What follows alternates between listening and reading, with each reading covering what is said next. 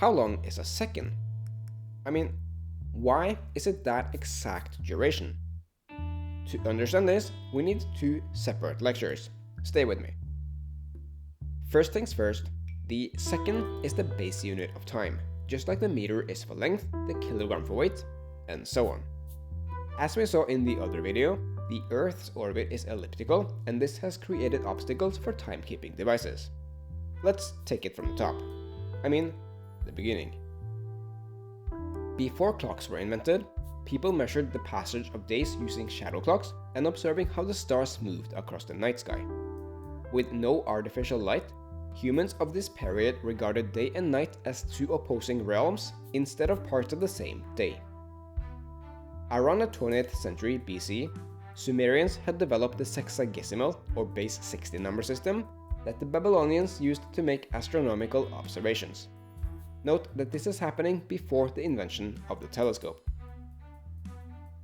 Although the base 10 system is dominant today, the 60 base system holds plenty of benefits for timekeeping because it has so many divisors. The minute and the second were originally subdivisions of a degree, invented primarily to create a geographical system of the Earth. These are lines of latitude and longitude. The minute hand didn't make its way into the face of a clock until the mid-20th century due to increased accuracy required by astronomers.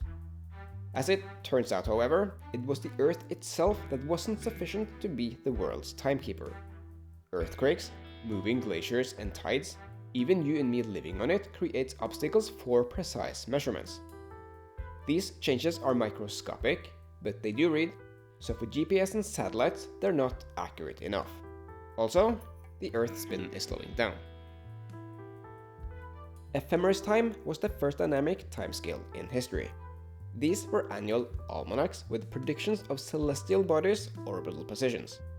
Today, these estimations serve as backup solutions to GPS data. Time, and the second in particular, was now defined from a single law of gravity.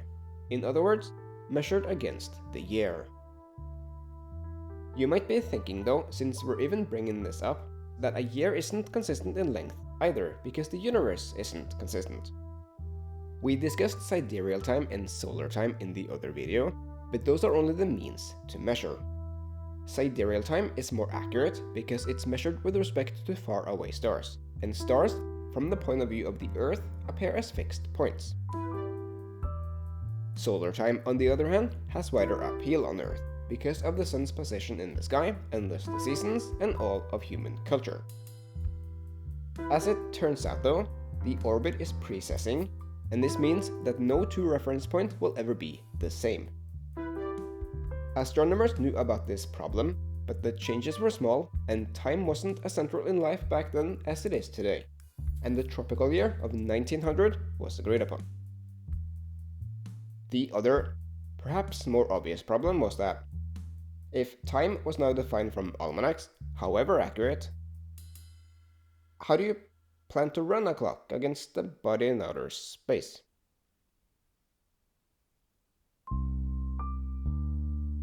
A clock primarily consists of an oscillator and a counter.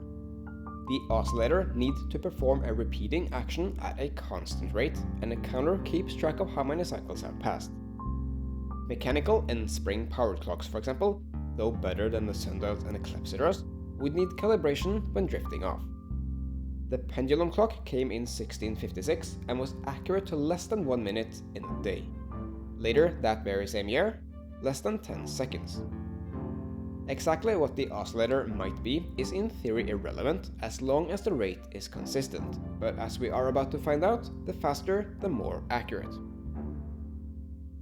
The high note on a violin in regular room temperature plays at 440 Hz, but it would need to stay like that until the end of time,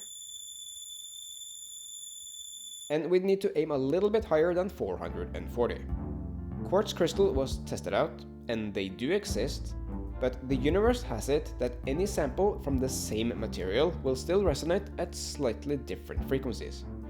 This has a logical explanation, but it requires a few more lectures, so for now the search landed on atomic clocks. Measuring atomic transitions was already suggested in 1879 by James Clerk Maxwell and William Thomson, aka Lord Kelvin. Their research would indicate that any one of the same atom would be identical in any physical property and make them perfect for keeping track of time. The only problem was that technology wasn't there just yet, for which we need lecture number 2. The observable universe is large beyond imagination, and everything it consists of is tiny particles called atoms. Hence atomic clocks.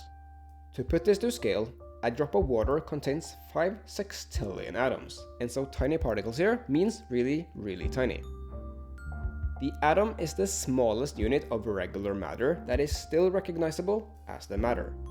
It was the Greek philosopher Democritus who came up with the theory that matter eventually cannot be cut in half anymore. This theory was dismissed by Aristotle because he was convinced that matter is made out of natural elements. In 1803, John Dalton would either discover or rediscover that matter is made out of smaller things indeed. His strong experience with gases enabled him to measure the atomic weights and conclude that elements must have different properties. This increased scientists' interest for atomic theory, both how atoms can be structured to create different things, and then in turn Maxwell and Kelvin's theory. Fast forward another 50 years, and we now know that the atom is made out of protons, neutrons, and electrons, each with its own history and electric charge. Research in this field keeps going to date, but is not relevant for this film. The discovery of the electron being a negatively charged particle set a benchmark in atomic theory because it meant there had to be a positive charge somewhere. Otherwise, the atom would collapse and life as we know it wouldn't exist. This led to J.J. Thomson winning the Nobel Prize in 1906. If you caught the footnote in episode 1, both the meter and the second are defined from measuring light, because light is a universal constant, as in the universe. It also comes in a range of frequencies, some of which we can see. Invisible light then, if you will, can still be detected. In atomic clocks, Cesium-133 is the standard because it's heavy, at least for an atom, stable, it's easy to melt, and its outermost electron is alone, which for all intents and purposes is the only one interacting with the nucleus. This interaction is called spin, except spin is a bit of a historical misfortune because of mathematical similarities. In quantum mechanics, spin is associated with a dipole moment, or magnet. This electrically charged particle would naturally align with the nucleus, and this would be their spin. So, spin gets a bit complicated, but all you need to know is that they can either attract or repel.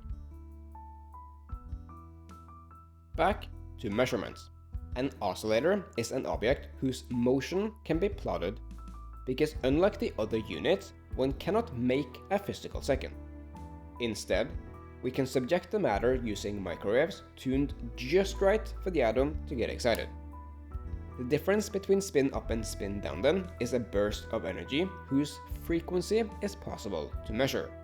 And by the time 9,192,631,770 oscillations have occurred, 1 second has passed.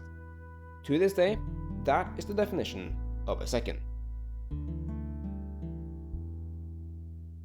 In 2013, optical atomic clocks was proven better than the atomic one by around 100,000 times. This improvement have no impact on you and me, but scientists uses them to search for dark energy in dark matter, but that is for sure another story for another time. So, going full circle, I know this has been a lot of information, but if you're still here, you hopefully have a bit more insight in the history of timekeeping. We have got our second, and 60 of those goes into a minute and 60 minutes into 1 hour because of the base 60 number system.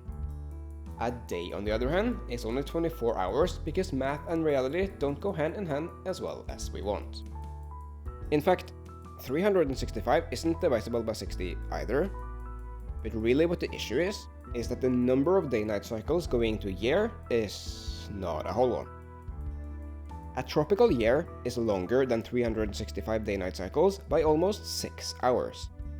This problem was attempted solved by adding a day to February every 4 years like the Julian calendar did, and now the leap year is 366 days long. But even this would split the difference 10 minutes short just in the other direction. 10 minutes over a long enough period of time adds up, and the Gregorian calendar we use today will skip that leap year every 100 years unless the year is divisible by 400. So 1900 and 2100 aren't leap years, while 2000 is. Or was. For everything else, there is time zones and daylight saving time within them at different locations at different times.